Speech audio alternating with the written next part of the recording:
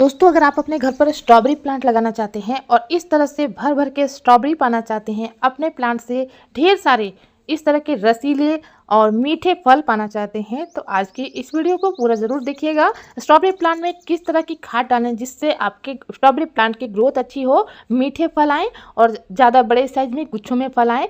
Video को पूरा ज़रूर देखिएगा, बिना स्किप कीजिए। तो मैं हूं नाज़मा, आप सबकी गार्डनर दोस्त, और आप सभी का स्वागत करती हूं आपके अपने चैनल नाज़माज़ ऑर्गेनिक गार्डन में। आज के इस वीडियो में हम लोग बात करेंगे स्ट्रॉबेरी प्लांट के बारे में। अगर आप इसी तरह से लगातार अपने स्ट्रॉबेरी प्लांट से फ्लावरिंग फ्रूटिंग लेना चाहते हैं तो आपको अपने स्ट्रॉबेरी प्लांट में कुछ ज़रूरी काम ज़रूर कर लेने चाहिए। स्ट्रॉबेरी प्लांट में जनवरी से लेके अप्रैल मई तक फ्रूटिंग होगी अगर आप इन बातों का ध्यान देते हैं।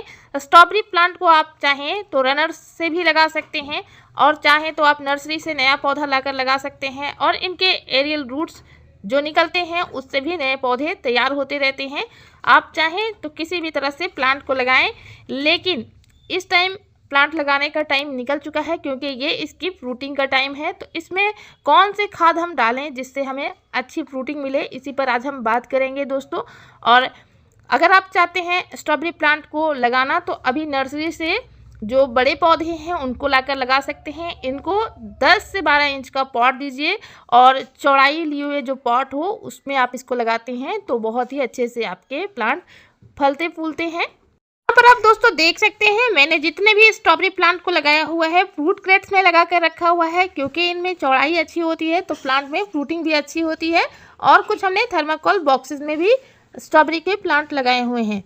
अब दोस्तों, स्ट्रॉबेरी प्लांट के लिए एकदम वेल ड्रेन मिट्टी, अच्छी मिट्टी तैयार करें, और इस प्लांट को आप चाहें तो 4 से 5 साल तक लगातार इन्हीं से फ्रूटिंग ले सकते हैं। अगर गर्मियों में इनको आप बचा लेते हैं तो लगातार इन्हीं से आप फ्रूटिंग ले सकते हैं। मेरा जो पौधा है काफ़ी पुराना है, मैं आप लोग के साथ हमेशा शेयर करती रहती हूँ स्ट्रॉबेरी प्लांट के बारे में, और हमेशा मुझसे लोग पूछते हैं कि कौन सी खाद इसमें मैं डालती हूँ। तो मैं इसमें बिल्कुल घरेलू खाद डालती हूँ जो आज की वीडियो में बताऊँगी। अगर आप भी इनका इस्तेमाल करेंगे तो आपके भी स्ट्रॉबेरी प्लांट में इसी तरह से फ्लावरिंग फ्रूटिंग होगी। प्लांट के लिए सॉइल मिक्सचर का रेशियो कैसा होना चाहिए, तो स्ट्रॉबेरी प्लांट को बिल्कुल वेल ड्रेन मिट्टी में लगाएं। 50% आप इसमें गार्डन सॉइल ले लें, 30% आप इसमें वर्मी कंपोस्ट या सड़ी हुई गोबर की खाद मिलाएं, 20% आप इसमें रेत मिला दें। इसी तरह के सॉइल मिक्सचर में मैं अपने पौधे को लगाती हूँ। आप चाहे तो कोकोपीट भी इसकी जगह पे रख सकते हो, जहाँ पे मैं रेत मिलाती हूँ आप कोकोपीट मिलाकर भी लगा सकते हैं। बिल्कुल इसकी मिट्टी में नमी भी बनी रहनी चाहिए, पूरी तरह से मिट्टी गमले की सूखनी नहीं चाहिए, और इनको अच्छी धूप भी चाहिए होती है। लेकिन बहुत ज़्यादा जब गर्मी पड़ने लगे तब इनको धूप से आपको बचाना होता है। अच्छी धूप मिलने पर इनमें बहुत ही ज़्यादा फ्लावरिंग फ्रूटिंग होती है, और ये पौधे मैंने अच्छी धूप वाली एरिया में लगाया हुआ है। तो स्ट्रॉबेरी प्लांट लगाने का शौक बहुत सारे लोगों को होता है और स्ट्रॉबेरी प्लांट खरीद कर लाकर गार्डन में लगाते हैं, लेकिन 1-2 फ्रूटिंग होने के बाद उनमें फल आने बंद हो जाते हैं, और ये सीजनल प्लांट होता है, फिर इसमें फ्लावरिंग फ्रूटिंग नहीं होते हैं।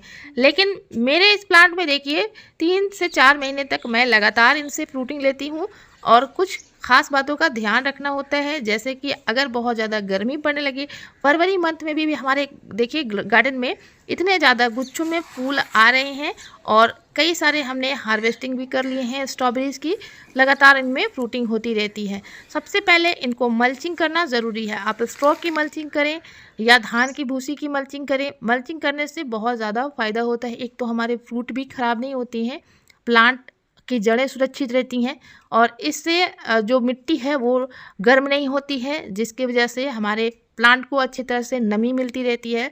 तो इस तरह से आप अपने प्लांट के चारों ओर मल्चिंग ज़रूर कर दें। क्राउन एरिया को कवर ना करें, क्राउन एरिया को सुरक्षित रखें, जिससे आपका प्लांट अच्छी तरह से बढ़ेगा, फैलेगा।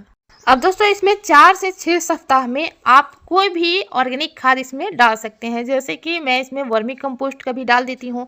बहुत ज़्यादा सर्दियाँ थी तो मैंने इनमें मस्टर्ड केक फर्टिलाइज़र का इस्तेमाल किया हुआ था।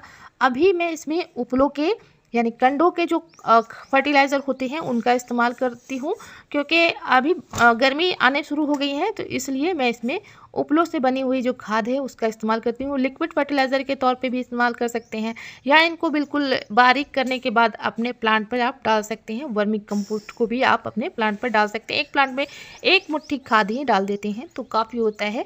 तो इस तरह से हमने गोबर की जो उपले होती हैं उनका खाद अपने प्लांट के ऊपर डाला हुआ था। देखिए कितने अच्छे गुच्छों में फल आ रहे हैं। अब इन फलों को बड़े होने के लिए ताकत की ज़रूरत है, क्योंकि बहुत ज़्यादा इनमें फ्रूटिंग हो रही है, तो इनको बहुत ज़्यादा एनर्जी मिलती है कंडों से बनी हुई जो फर्टिलाइज़र है। इनका आप लिक्विड फर्टिलाइज़र डाल सकते हैं या आप सॉलिड खाद भी इसमें डाल सकते हैं। कंडे या उपले की खाद में एनपीके भरपूर मात्रा में होती है, तो बेसिक खाद के रूप में इसका इस्तेमाल कर सकते हैं। दूसरा जो सबसे उत्तम खाद है आपके स्ट्रॉबेरी प्लांट के लिए, वो है अंडे के छिलके की खाद। इसमें कैल्शियम कार्बोनेट भरपूर मात्रा में होती है और एक कीटनाशक भी होता है, इसलिए आपके प्लांट को सुरक्षित रहता है। तो इसको बारीक फाइन पाउडर की तरह से पीस कर अपने प्लांट के ऊपर पाउडर फॉर्म में भी दे सकते हैं, या लिक्विड फर्टिलाइज़र के तौर पे भी अपने स्ट्रॉबेरी प्लांट पे अगर इसका इस्तेमाल करते हैं तो बहुत ही अच्छा रिजल्ट आपको मिलता है। जैसा मेरे स्ट्रॉबेरी प्लांट में आपको देखने को मिल रहा है, उसी तरह से आप स्ट्रॉबेरी के प्लांट के चारों ओर इस तरह से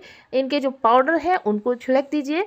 हर 15 से 20 दिन में इस खाद का इस्तेमाल आप कर सकते हैं। बहुत ही बेहतरीन खाद होता है। अंडे के छिलके का इस्तेमाल अगर आप नहीं करते हैं तो कोई भी कैल्शियम का जो भी स्रोत है उसको आप अपने पौधे पर ज़रूर इस्तेमाल कीजिए। और इसके लिए आप जो पुरानी दवाइयाँ होती हैं कैल्शियम की, उसका भी पाउडर बनाकर डाल सकते हैं। दिखने वाला अगर चौक है तो उसका भी पाउडर बना सकते हैं, इसी तरह से फाइन पाउडर। और इस तरह से लिक्विड फर्टिलाइजर की तरह से अगर आपने पौधे पर डालते हैं तो बहुत ही अच्छा रिजल्ट मिलता है, बहुत ही जल्दी आपके प्लांट पे वर्क करता है। तो इसको छोड़ सकते हैं आप 24 घंटे के लिए, और इसके बाद आप अच्छी तरह से छान कर स्प्रे पंप में डालकर भी इसका यूज़ कर सकते हैं। आप इनको इस तरह से अच्छे से मिला लें और किसी भी कपड़े से छान लें, जिससे आपके स्प्रे पंप की नोज़ल में ये फंसे ना।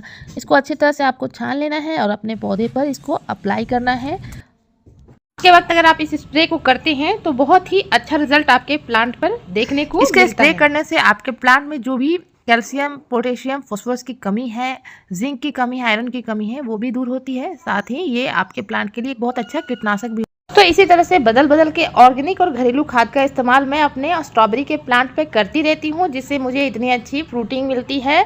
अभी मैंने कुछ ही दिनों पहले देखिए मटर के छिलके से इस तरह से मल्चिंग कर दी है, और जब भी हम इसमें वाटरिंग करते हैं जो इनका अर्क होता है वो हमारे प्लांट पे जाता है। और मटर के छिलके में नाइट्रोजन, पोटेशियम, फॉस्फोरस भरपूर मात्रा में होता है, तो इसीलिए ये सब खाद आप अपने पौधों पर इस्तेमाल कर सकते हैं। बिल्कुल ऑर्गेनिक खाद का इस्तेमाल कीजिए, आपके भी प्लांट पे इसी तरह से फ्लावरिंग और फ्रूटिंग देखने को मिलेगी।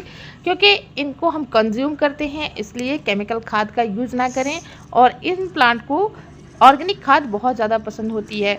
तो दोस्तों मैं उम्मीद करती हूँ कि ये वीडियो आपके लिए इन्फॉर्मेटिव रही होगी। अगर स्ट्रॉबेरी प्लांट लगाने के बारे में ये जानकारी आपको अच्छी लगी तो कमेंट सेक्शन में ज़रूर बताइएगा। अगर कोई कमी है तो भी बताइएगा, कोई भी क्वेरी है तो आप कमेंट ज़रूर करें दोस्तों। और चैनल पे न्यू है तो सब्सक्राइब करना ना भूलिए, बेल आइकन को प्रेस कीजिए। Thank you so much video में अंत तक हमारे साथ बने रहने के लिए।